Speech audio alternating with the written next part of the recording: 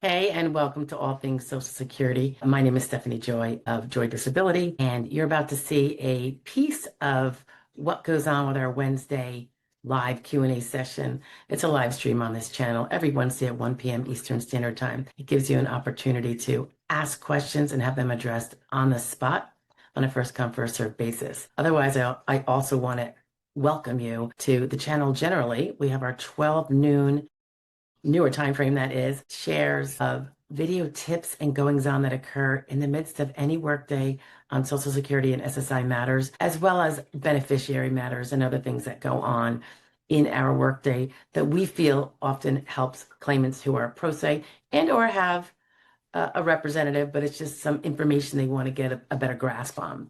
So we share them here every day, and I welcome you to join us every day at noon. Thank you so much. Have a great day. Viv, hi Viv.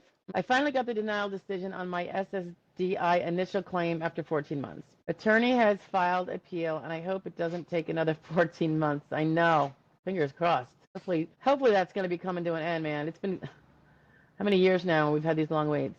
Getting a little old. And I feel like ALJ is getting older, getting longer too. I do feel like it's getting longer. I feel like I can almost say that with certainty now. And I don't mean like 2.5 years like it was in 2016. That was really long with ALJ waits. That was the longest part of the whole thing. It took up more than initial and recon put together to wait for ALJ. Then they did some great things, and by, I want to say, summer of 2019, 4 months, 5 months, you're at your hearing. And then we had COVID 2020, so that kind of screwed that up.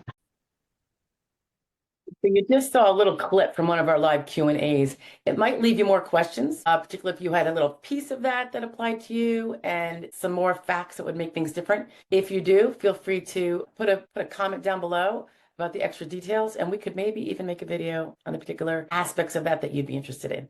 So in any event, I hope to see you on Wednesdays, 1 p.m. Eastern Standard Time, and also 9 a.m. every day. We have a share from the field, so to speak, of things that happen in our workday. So hope to see you then, and I will talk to you later. Bye-bye. Good morning. Sharing with you a recent announcement by the SSA. It's about a general plan they have to improve the service that's going on for all sorts of claimants. That could be disability claimants, SSI claimants, retirement, survivors, etc. I'm going to try to link this report that they put out to either down below or on a button, but just to let you know, the whole point of it is to improve customer service. And given the few changes they've made already, I wouldn't be surprised if they can meet this, this plan if they stick with it. Okay, so they give a bunch of charts about how agency funding relative to spending on benefits has changed, decreased. I think this is where they're making excuses for the customer service, which, money talks. If there isn't money there, customer service is going to go downhill. So I see no problem with pointing that out. They give a chart about that reflects the fact they are serving more people with fewer staff. We've griped about the staff shortages for a couple of years now. They give some data on current average wait times. They say that it takes 36 minutes on average for someone to pick up a call to the 1-800 number. The 1-800 number is important for a plethora of reasons, particularly when you don't know what your field office number is or your field office is not picking up, and not to mention the field offices unpublished their phone numbers over the course of the last several months, which I thought was a really, really big mistake and extremely rude, because most people aren't going to have it on the tip of their fingers. I would say I have most of them, certainly the ones that I've dealt with. But when you don't, one thing they did put up, which was different from before, was fax numbers. For me, that's hugely important because when I send something by fax, I have a copy and I have a confirmation that they received it.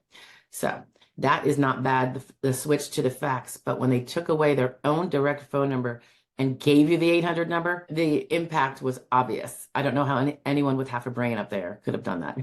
Not realize how bad that was going to be. Another number they give us is 229 days for an initial disability decision. That's not good. How much is that, guys, if we do the math? Oh boy, I'm a little slow here. Let's see. Divided by 30. Let's just say a 30. All right, 7.6 months for an initial decision. Initial. Now, what's funny about that is, well, I'll get to it unless I misread it down below. So just keep that in mind, 7.6 months for an initial decision on average. Now we've seen 14 months.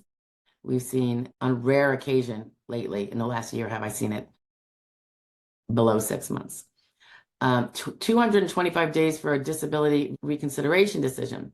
That means, guys, another 7 months on recon on top of the fact that you just went through 7 months on initial.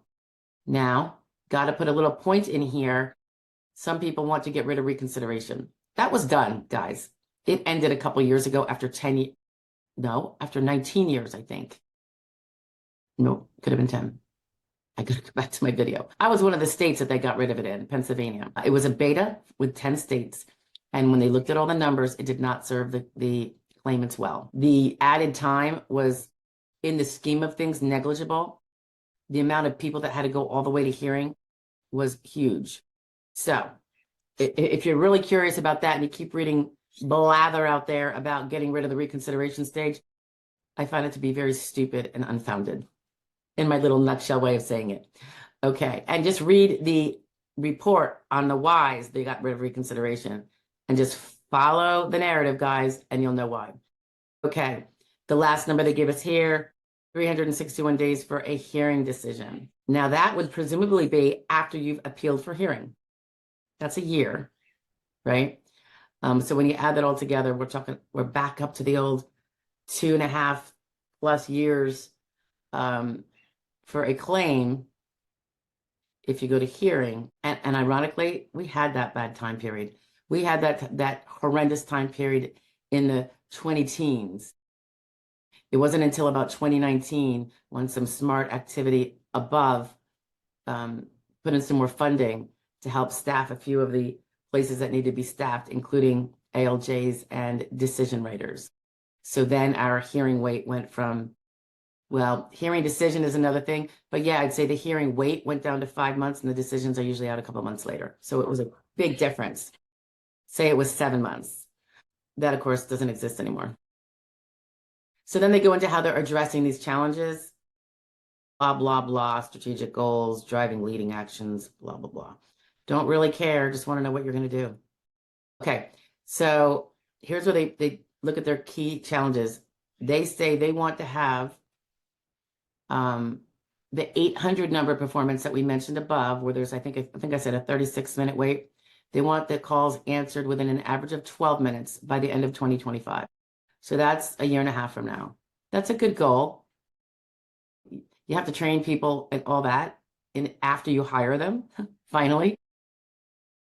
So I could see that could take a year and a half. Processing time for benefits. They want to process 83% of a portion of Social Security related claims within 2 weeks. Within 2 weeks of filing for benefits, if it's filed too late for payment at the early point due, and otherwise at the earliest point due. So I guess the next due date. That's really good. I think 83% would be wonderful. I'm assuming the other 17% would be due to some sort of maybe irregularity that had to be checked out. But when I say a portion of the Social Security program claimants, that excludes disability. It includes retirement, survivor, and Medicare claims.